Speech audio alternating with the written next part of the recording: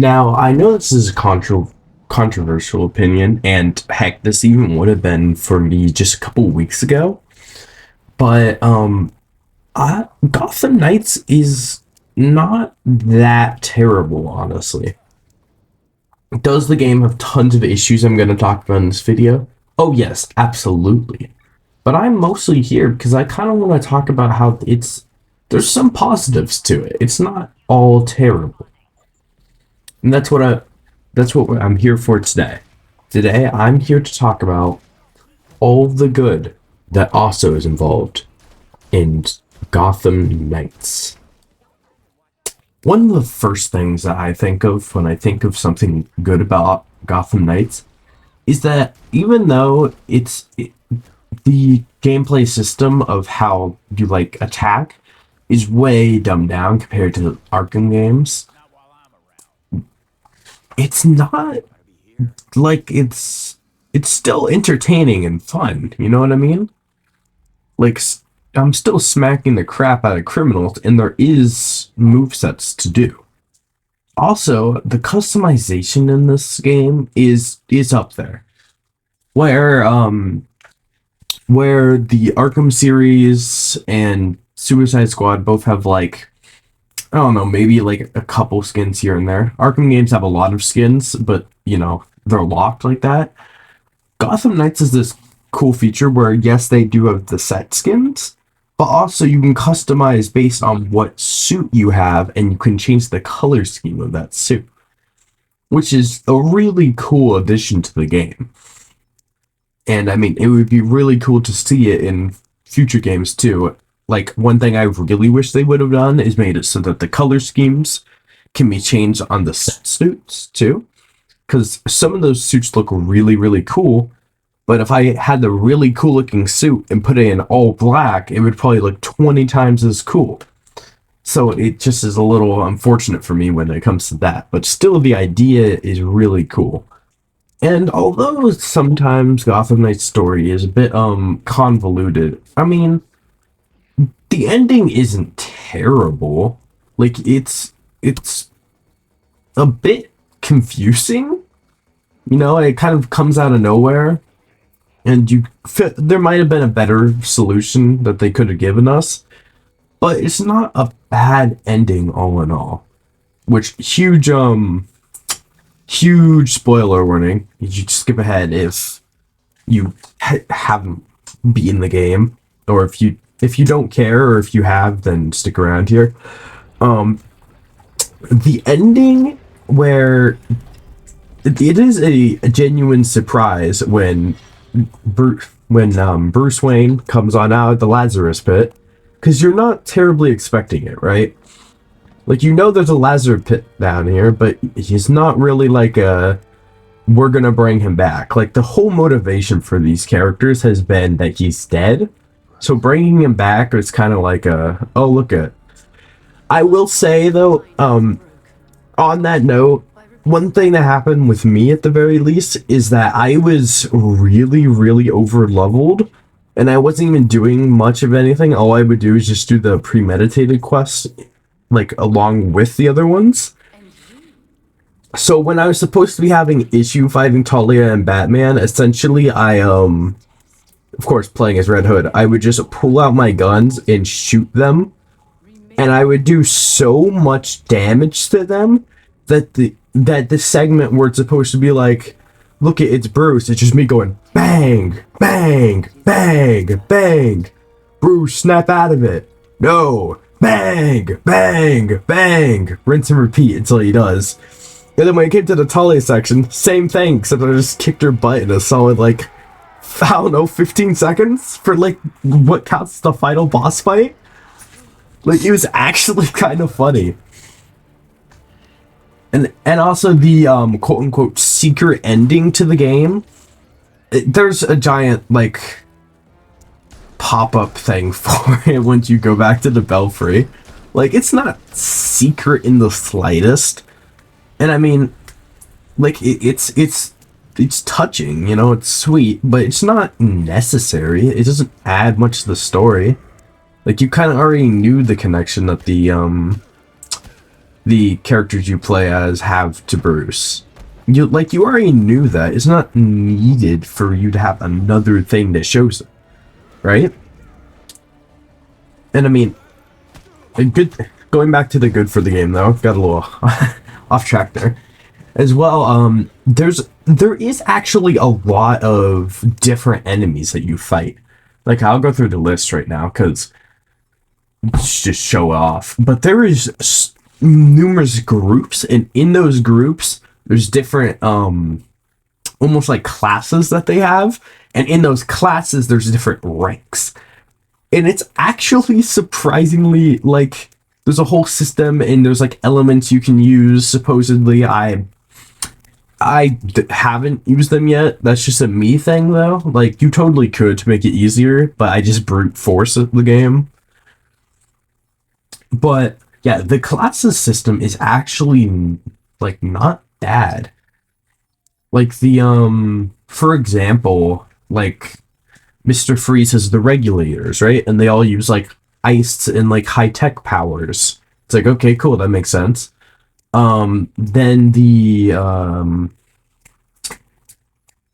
Court of Owls has like the little talons that they send out, and then you have to use the like heavy far.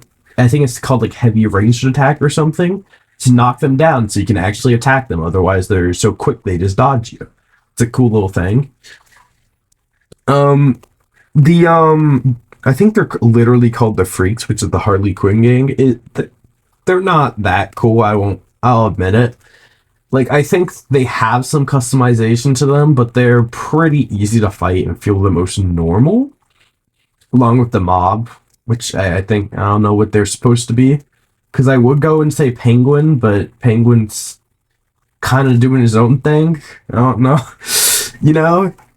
So yeah, I think the mob is just the mob, probably like Falcone or whatever, but we never see that in the game. So they would probably count as the most normal, but the Freaks in them are kind of really similar. The Freaks just dress up differently. Like it's not terribly big. But to be fair, I'll say it too, is that if Gotham Knights took the place in the Arkhamverse where Suicide Squad does right now, where Gotham Knights was the ending to Arkham Batman, I think people would be a lot happier. Because Arkham Batman and the Suicide Squad, he just gets shot and killed, which that's kind of lame. But here there is actually purpose to stuff. Like the Batman here, he goes down fighting Ra's al Ghul, which of course would make Shadow War a different thing. You can watch my video on like the morality decision, and that would solve that. Which would probably be cool for the community to know which side which chose them, which of course would be to save him. It would be him fighting Ra's al Ghul, and that is what gets him killed. But then he gets brought back, and as a final act, does a lot of damage to both the Court of Owls and the League of Assassins as his final act. Like it's a pretty decisive moment. And it actually has meaning to it, unlike, Bang, that happened to the real Arkham Batman. Like, the Gotham Knights Batman actually has a pretty deserving ending for a Batman. Because the only other ending that Batman's gonna get besides going down with the fight is, like, I don't know, like, dying due to old age or something. Like, that's all I can think of.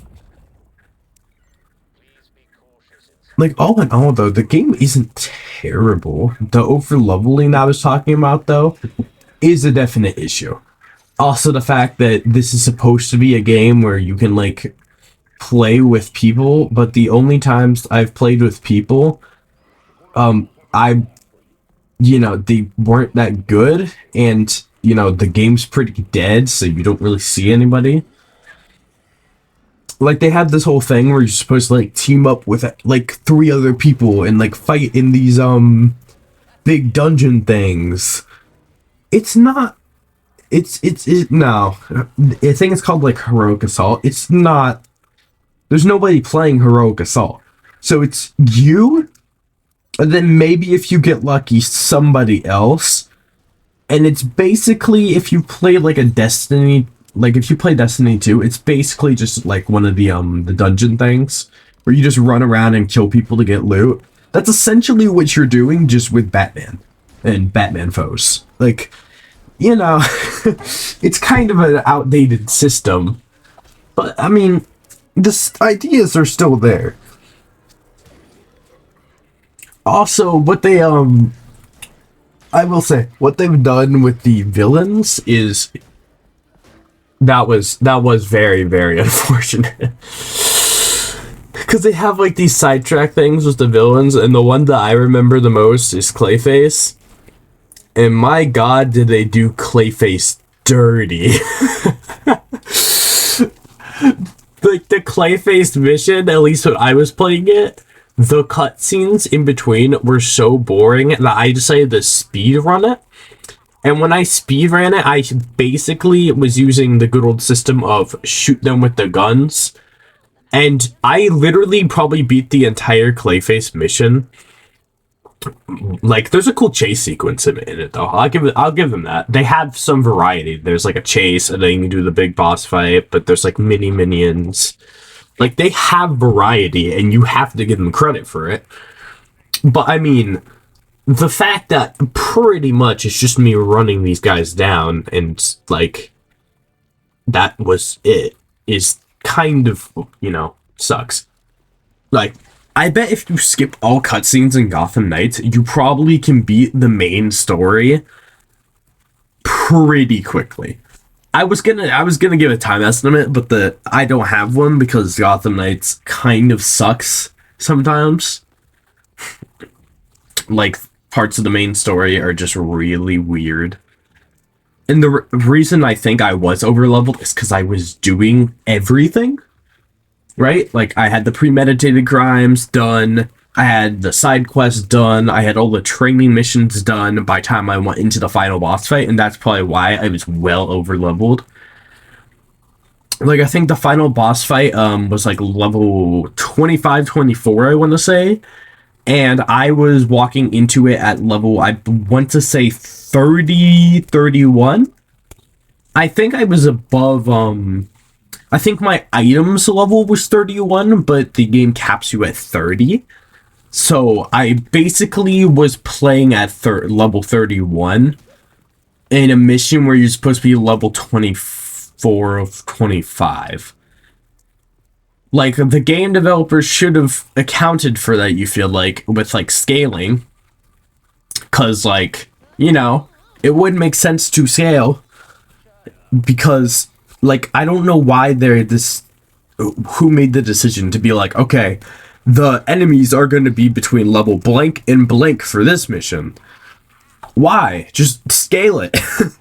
Right? If somebody's walking into the mission and they're level 5, let them fight level 5s. If they're walking into the mission and they're level 30, let them fight level 30s. That makes sense. That is a coherent system. Like, they just scale the enemies with the player, and suddenly you're solving issues. I mean, hey, yeah. Like, honestly, the whole point of this video is just to say that the game isn't all bad, right? Like, I think, definitely there is tons of issues with it, like I've been talking about. But all in all, if you just have nothing better to play, Gotham Knights isn't trash. Like, it's playable. I've encountered minimal bugs. One time though, I was doing a mission and some dude got stuck in the spawn room, which sucked.